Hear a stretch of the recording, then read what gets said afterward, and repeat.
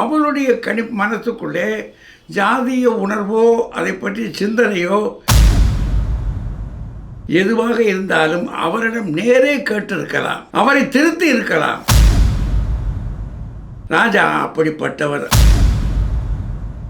அவர் எப்படிப்பட்டவர் என்பது எனக்கு நன்றாகவே தெரியும். ஜாதிகள் இல்லையடி பாப்பா. தம்பி ராஜாவை பற்றி ஒரு தவறான செய்தி நம்முடைய ஊடகங்களில் போய்கொண்டிருப்பதை நான் காண்கிறேன், கேட்கிறேன். யாரோ ஒரு தாய் அறிந்தோ அறியாமலோ அவரை பற்றி ஒரு தவறான கணிப்பிலே இந்த செய்தியை வெளியிட்டிருக்கிறார்கள். அவர்களுக்கு ஒன்று சொல்லிக் கொள்கிறேன். ராஜா என்னுடைய பண்ணையிலே 45 ஆண்டுகளுக்கு மேலே இருக்கிறார். அவர் எப்படிப்பட்டவர் என்பது எனக்கு நன்றாகவே தெரியும். என்னுடைய பிள்ளை அது.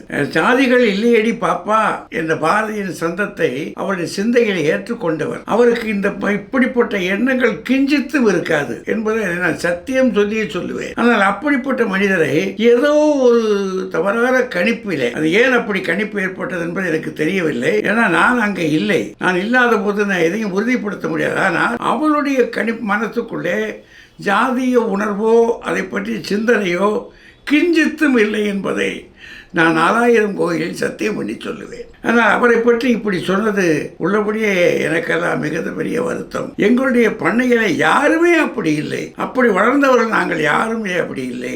ஏன் இந்த தவறான கருத்து வந்தது? அதற்கு இத்தனை ஆர்ப்பாட்டம் வேறு இருக்கிறது என்பதை பார்க்கிற போது நட்பை விட பகைமை மேலோங்கி இருப்பதை காண்கிறேன். இது தமிழர்களுக்கு நல்லது அல்ல, தமிழ் வளர்ச்சிக்கு இது நல்லதும் அல்ல. அதனால் மிக பணிவாக உங்களிடம் கேட்கிறேன், எதுவாக இருந்தாலும் அவரிடம் நேரே கேட்டிருக்கலாம், அவரை திருத்தி இருக்கலாம். அந்த தாய் திருத்துவதற்கு பதிலாக இந்த பதிவை செய்து பகைமையை வெளிப்படுத்தி இருக்கிறார்கள். அவர்களிடத்திலே என்னுடைய வருத்தத்தை நான் தெரிவித்துக் கொள்கிறேன். ராஜா அப்படிப்பட்டவர் அல்ல என்பதை மீண்டும் நான் உறுதிப்படுத்துகிறேன்.